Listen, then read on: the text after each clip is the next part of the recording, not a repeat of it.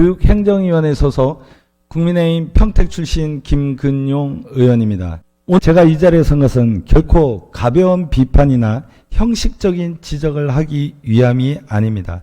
이 자리에서 전하고자 하는 것은 매일같이 점자 블록에 의지해 길을 나서야 하는 시각장애인들의 절박한 이동권, 단순한 불편이나 불만이 아니라 도민들의 삶 그 자체에서 터져나오는 간절한 목소리입니다.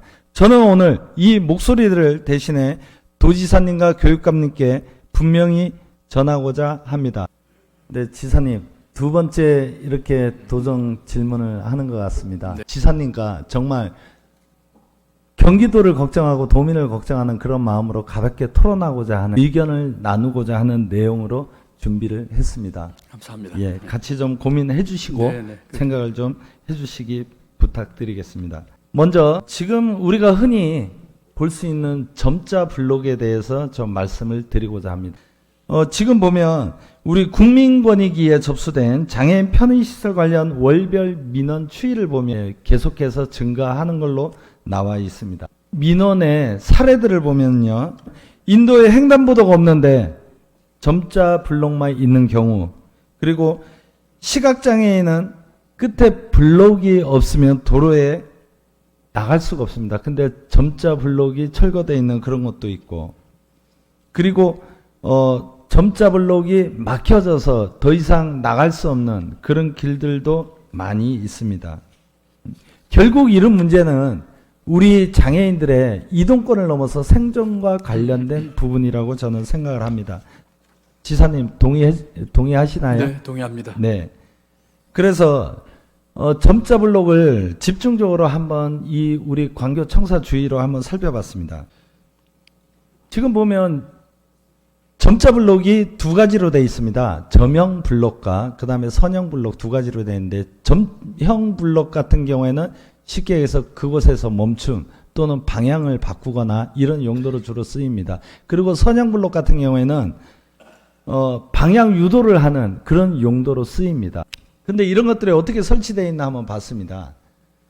가장 첫 번째 문제는 물론 법적으로 알아봤지만 법적으로 문제는 없었습니다. 우리가 횡단보도 앞에 볼라드가 설치되어 있습니다. 볼라드의 용도 또한 지사님께서 잘 알고 계실 것이고요.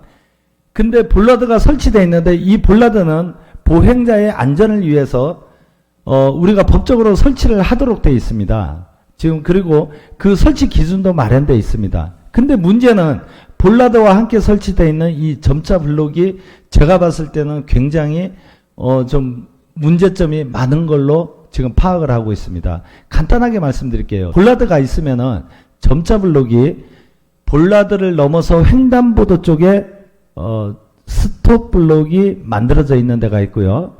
볼라드 전에 만들어져 있는 데가 있습니다.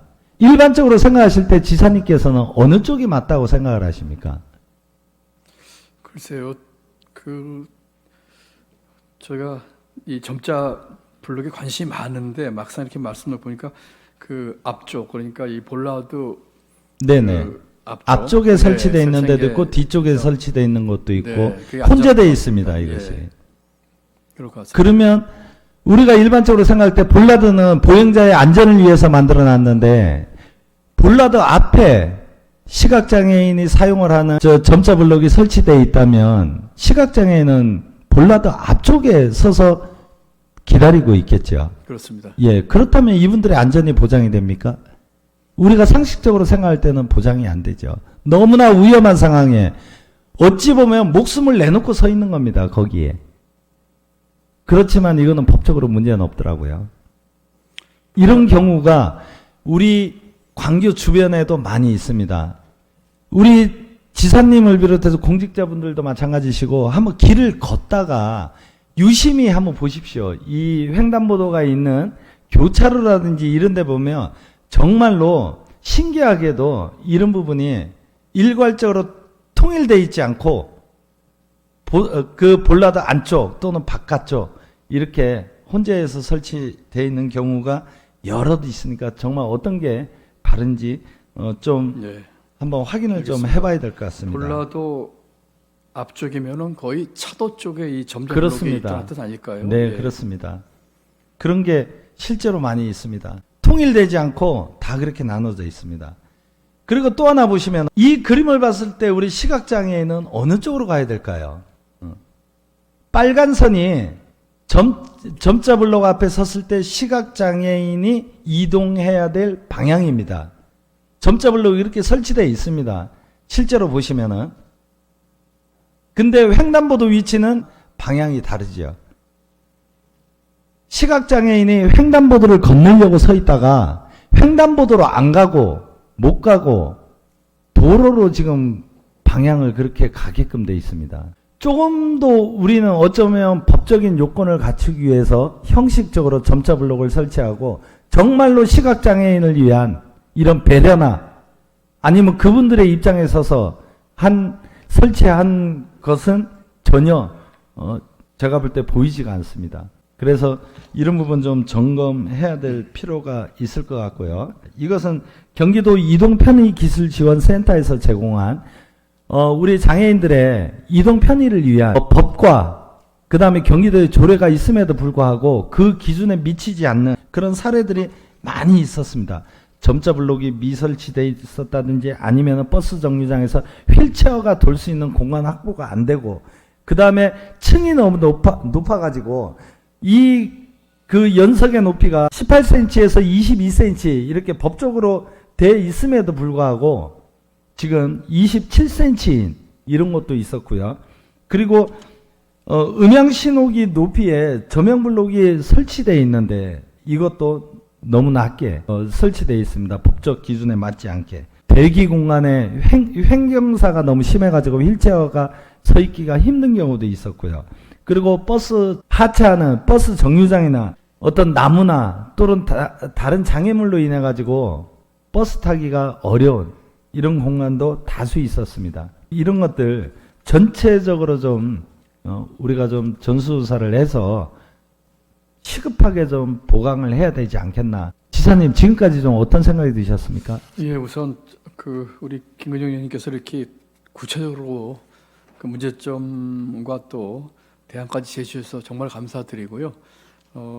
전적으로 동감합니다. 그리고 우리 도에서 바로 할 수 있는 것들은 바로 시정 조치를 하고 또 전수조사를 포함한 여러 가지 그 대책들을 만들도록 하겠습니다. 네. 지금 도로나 이런데 물론 우리 경기도가 전적으로 다 권한이 있고 책임이 있는 건 아닙니다. 지자체에서도 책임이 많이 있습니다. 근데 이런 것들을 보면서 왜 이런 문제가 발생을 할까? 우리는 항상 말로는 장애인들의 이동 편의를 위해서 어떤 시설을 할 때 법도 만들어 놓고 정말 이분들이 편하게 지내실 수 있도록 그렇게 노력을 함에도 불구하고 실제로는 실행되지 않고 만들어지지 않은 것들이 너무나 많았습니다. 그래서 한번 원인 분석을 해봤습니다. 이 경기도의 조례 중에 경기도 교통약자 이동 편의 시설의 사전 사후 점검에 관한 조례가 있습니다. 혹시 도지사님 이 조례에 대해서 아시고 계시나요? 예, 알고 있습니다. 예. 여기에 보면은 경기도의 어떤 장애인 이동 편의 기술 지원 센터라는 이 센터가 설립되도록 여기에 조례 보니까 만들어져 있고 센터의 역할도 명문화되어 있습니다. 그리고 내용에서 도지사 제가 한번 간단하게 읽어드리겠습니다. 도지사는 교통약자 이동 편의시설 설치에 관한 정보의 제공 및 상담 기술 지원 등을 위하여 경기도 센터를 설치 및 운영하여야 하며 운영에 필요한 예산을 지원하여야 한다. 제가 볼 땐 강행 규정입니다. 그렇기 때문에 경기도 이동편의기술지원센터가 마련되어 있고 이곳에 예산도 지원되고 있습니다. 그리고 또 하나는 도지사는 경기도 내 시군센터의 설치 운영을 장려하고 설치 운영에 필요한 사업 및 운영 경비를 지원할 수 있다. 이거는 강행 규정은 아니고 임의 규정이죠. 분명히 도지사님께서 노력하실 수 있는 이런 부분이 저는 있다고 생각을 합니다. 그래서 대다수의 사업들이 우리 시군의 지자체의 권한이지만은 도지사님께서 조금만 신경을 써주신다면 이것도 해결을 할 수 있겠다. 라는 생각이 들었고요. 경기도 이동편의시설 기술지원센터와 제가 간담회를 좀 했었습니다.